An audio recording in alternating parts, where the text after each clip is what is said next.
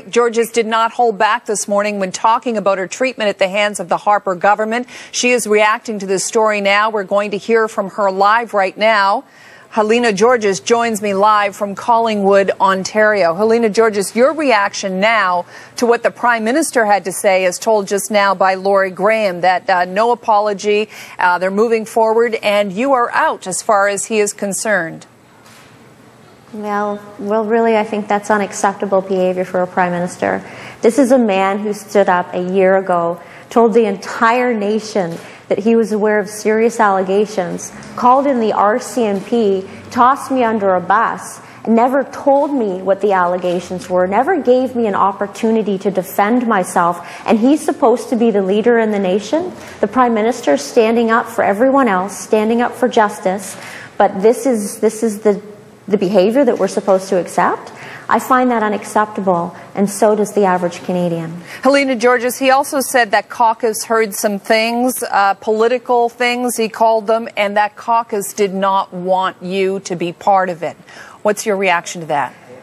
Well, here we go again, because, you know, the whole year they just keep making things up as they go along. Every single time when they're proven to have done something inappropriate or wrong, they come out with something else. I have a lot of caucus who are friends of mine, who are extremely supportive, who do not have an appreciation for how the Prime Minister has behaved. And should I be re-elected, he will have to reckon with their comments and what they have to say in caucus. And I don't think he's going to appreciate that either. This is not an opportunity for the Prime Minister of the country to tell all Canadians, it's my way or the highway. He is not above the law. He is not above the justice process that we have in this nation. And I think that my constituents in Simcoe Grey deserve a lot more respect than he has provided to them. That's what I'm hearing at the door. He's got the opportunity right now to say to them, I apologize, and let's move on. Let's put water under the bridge. Let's get past all of this and let's get down to business. But he does have to account for it. He does have to tell them why he did it and why he has behaved the way he has. Why do you believe the Prime Minister got rid of you? I haven't got a clue. I've been racking my brain trying to figure this out, but I do think that he's made a huge mistake, and for whatever the reason, they just do not want to admit to it. How do you get your reputation back? That's a really good question. I know in my heart that I have not done anything wrong.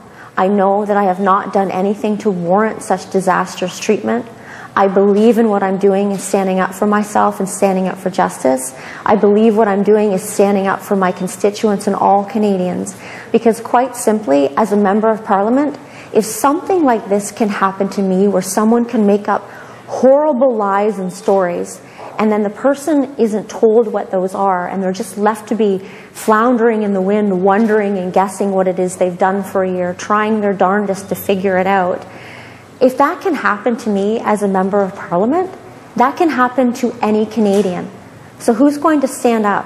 Who's going to stand up for the average Canadian? What's your reaction to those who might say that you're really hurting the chances of the Conservative Party? You still call yourself a Conservative, member of not this party, an independent Conservative, but that you're hurting the Conservative Party's chances of either getting a majority or winning?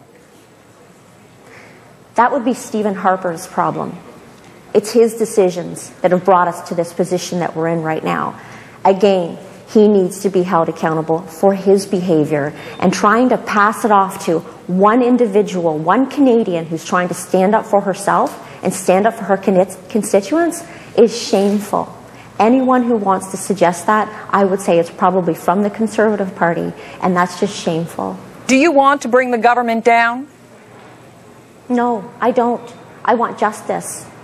I want answers to the questions, and I want my constituents to get the respect that they deserve. That's what I want. Okay. I'm trying to vindicate myself at the same time. When you look at everything that's happened, this is deep damage that it's really hard to undo.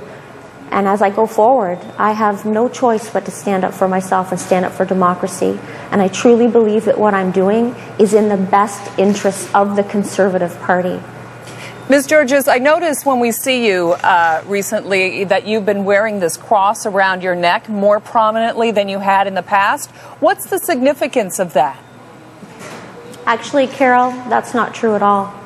This is a cross that I was given by my grandfather, who was a reverend, and I've been wearing it around my neck since I was 14 years old. Okay. No, I just say we're noticing it more now than we ever had in the past. Yeah. I'm not suggesting that you put it on for any other reason, but I was just curious about what it means to you. Well, you have to look to your faith when you go through a difficult situation, and you know, God only gives you what you can handle. All right. And are you handling this? Do you think you can handle this? Yeah. Yeah, I think I am. Yeah. It's difficult, but yeah, we'll get through it. All right. Without the support of my family, without my community, there's no way I could be doing this.